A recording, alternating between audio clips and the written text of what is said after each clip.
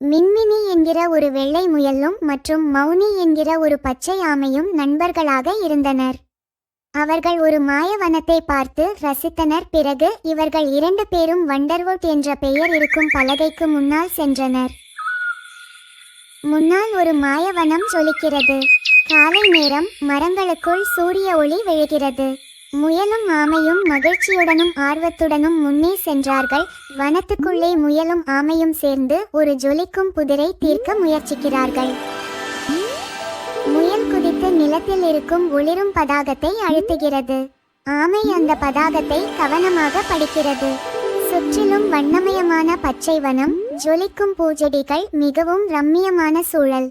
ஒரு அருவிக்கு அருகில் கீழே விழுந்த கிளையின் கீழ் அணில் ஒன்று சிக்கி உள்ளது. அதை பார்த்த முயல் அந்த கிளையை தூக்கி அணிலை காப்பாற்றியது. ஆமை அந்த அணிலை பார்த்து, பயப்படாதே, நாங்கள் உன்னை காப்பாற்றத்தான் வந்தோம், உனக்கு ஒன்றும் ஆகவில்லை என்று தைரியம் சொன்னது. பின்புறம் வனவிலங்குகள் அனைத்தும் இதை கண்டு மகிழ்ந்தனர். பிறகு முயலும் ஆமையும் வனத்துக்குள் ஒரு பெரிய பழமையான மரம் ஒன்றை பார்க்கிறார்கள். அந்த மரம் தங்க ஒளியில் ஜொலிக்கிறது. அதில் ஒரு மாயக்கதவு செதுக்கப்பட்டு இருந்தது. முயலும் ஆமையும் அந்த மரத்தை ஆச்சரியத்துடன் பார்த்து முன்னே சென்றார்கள். அந்த கதவை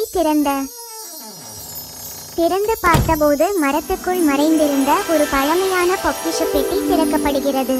அதில் தங்க இலைகள், ஜோலிக்கும் நட்சத்திரங்கள் மற்றும் அதில் எழுதியிருப்பது ஒற்றுமையே மிகப்பெரிய பொக்கிஷம் என்னும் சிறந்த வாக்கியம். முயலும் ஆமையும் சந்தோஷமாக ஒன்றையொருவர் பார்த்து சிரிக்கின்றனர். அந்த அறை முழுவதும் வெளிச்சமாக ஒளிர்கிறது. பிறகு முயலும் ஆமையும் இந்த அழகான பயணத்தையும் அனுபவத்தையும் ரசித்து பேசிக்கொண்டே இரவில் ஒன்றாக நடந்து வீடு திரும்பினார்கள். வரும் வழியில் வானில் நட்சத்திரங்கள் ஜொலிக்கின்றன. வழியில் மின்மினி பூச்சி ஒளிர்கின்றன. இவர்கள் இருவரும் சிரித்துக்கொண்டே செல்கிறார்கள். இக்கதையின் கருத்து ஒற்றுமையே சிறந்த பொக்கிஷம். மற்றொரு கதையில் சந்திப்போம்.